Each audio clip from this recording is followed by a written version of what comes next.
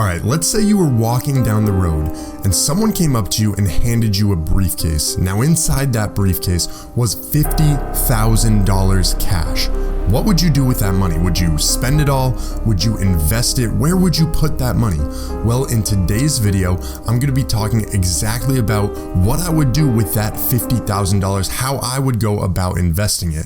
If you guys are new to this channel, I talk about all things investing with my tips, tricks, and insight into the stock market. So if you're interested in any of that, you're looking to increase the size of your investment portfolio, I would highly recommend subscribing to this channel, turning on that bell notification, heading over to the channel and checking out some of those videos that I have up there. I have well over 180 now. I would highly recommend going to look at a few. Now, this video here is going to be a part of a series that I would like to call D-Lit's TV Talks, where essentially one of you guys will write in, ask a question, and I will answer it here on my YouTube channel.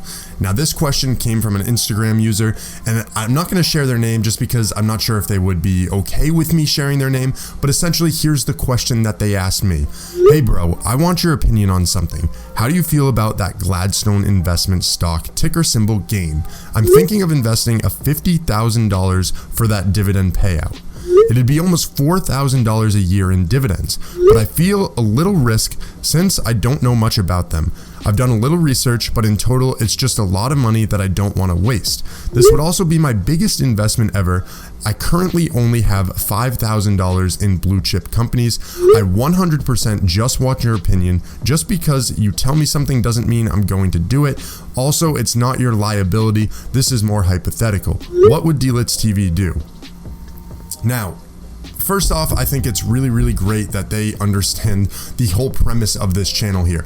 I am not a financial advisor, so I really can't give you these inside scoop, these tips, these tricks without saying that, you know, I'm not a financial advisor, and everything that you should be doing should 100% be your own research. Just because I'm some guy on the internet, I say I like to do things this way, this is my investment style, doesn't mean that you need to do it.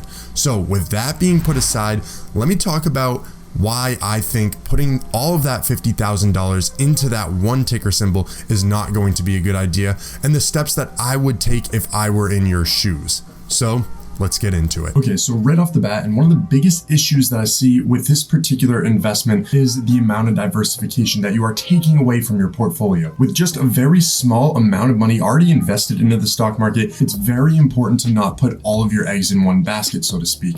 Let's say you invested in GAIN and it goes down in price, and that $50,000 very quickly turns into, I don't know, $20,000, maybe $30,000. How are you going to feel? I think that looking at what's going on right now, understanding that you are questioning the investment already, maybe you're not very comfortable with it. The types of investments that I make, all of them I'm very comfortable with. I can leave for a long period of time, and the fluctuations really don't matter in my mind as much because I know in the long run, these types of investments are going to work out for me. I know that dividend payment is something that's really unique, something that looks great on paper. Often what you see in companies that offer very high dividends is a change in that later on because it's just not sustainable. Now, another thing extremely important when it comes to investing is just doing that initial research, which it sounds like there was a little bit more on your end that you wanted to do for this particular stock or ETF. So I'm sorry if I jumped the gun here, but one of the first things I Googled that I found from this is a website that kind of goes over analyst rankings, which is Zacks. If you've never heard of it, it is a really solid investment site that you can look at to help back some of your investment decisions. Now, looking at Gladstone Investment Corporation here on Zacks rankings, you can see that they are ranking this at a sell right now, and they think it's going to underperform in the upcoming market. So this is one that I always look at a number of different websites, but this was really just the very first one that comes up. So keep in mind, you're going to want to do a lot of levels of research into investments such as this. Okay, so now with that $50,000, you might be wondering, how would I invest that money? How would I go about managing it and handling it? And there's a short checklist that I would actually run through before I even put that money into the market.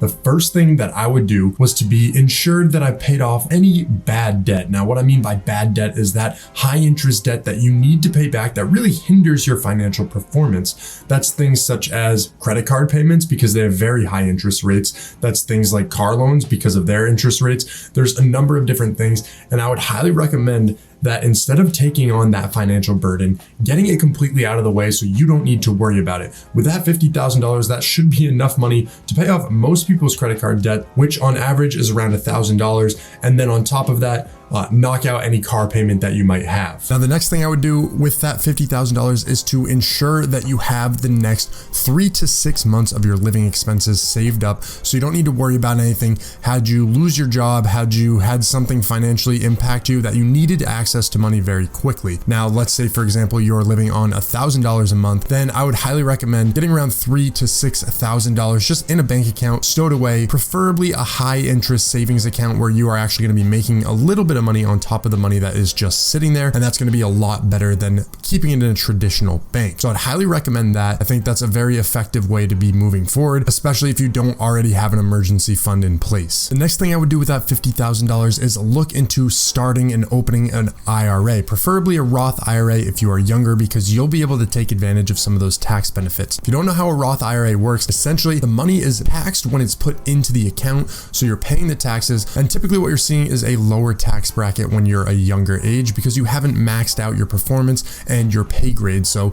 a lot of times when you invest this money when you're younger, it's going to reap a very, very big benefit when you take it out. The only problem is you can't really take this money out without being penalized until you are retired. So you can have access to it, but this is money you really want to stow away forever. And the other thing is there is a max contribution amount you can make annually. So it was previously $5,500 a year. I'm going to be showing a chart that shows you just how easy it is to make millions of dollars. You can see if you invested just that $5,500 a year for 60 years, you'd be well over $4 million, but you could hit $1 million much sooner than that. So it's a really interesting way of going about investing, and one of the best ways that you can become a quote unquote tax-free millionaire. So you've got your emergency fund established, you've paid off any high interest debt, and you've also began your Roth IRA. You're at a very good point. The next thing you want to do is smash that like button for the YouTube algorithm because it really helps out the channel grow. But seriously, the next thing that I would do would be to identify your investment style so you can understand the types of investments and your risk tolerance level. Maybe you're a little bit more risky than I am, so you can go for some of the higher risk reward potential stocks. But for someone like me,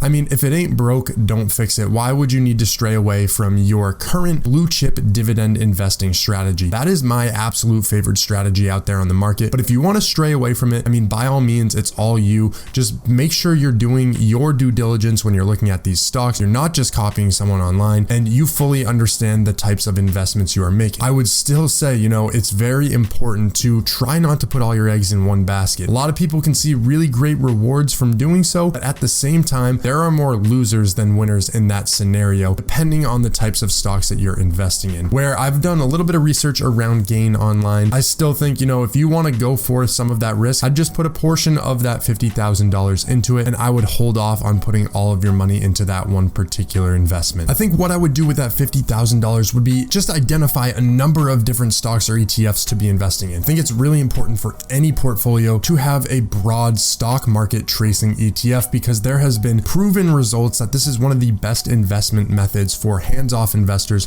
where you pretty much invest in the market, leave it, and over a 10-year period of time, it pretty much always goes up. So that is really, really nice. It's just one that you can lean back on. But on top of that, just identifying some of those ETFs that really fit your investment styles. That's SPHD for me, for example, which focuses on high dividend paying but low volatility stocks. I'm not going to see as great a return as people who are investing in other ETFs because, as it states, is very low volatility, which means it's not going to have as big highs, it's not going to have as big lows, it's relatively stable. The best part about SPHD, in my opinion, is that consistent monthly dividend. So even when the ETF is going down in value, I'm still actually getting rewarded from it in terms of dividend payments, which I always reinvest back into the ETF to get me more dividend payments. So you can see it trickles. And the thing is, with that money, when you start investing where I'm at right now, the small amount of money that I have in that particular account, in that Robinhood account, it doesn't add up too quickly. It's a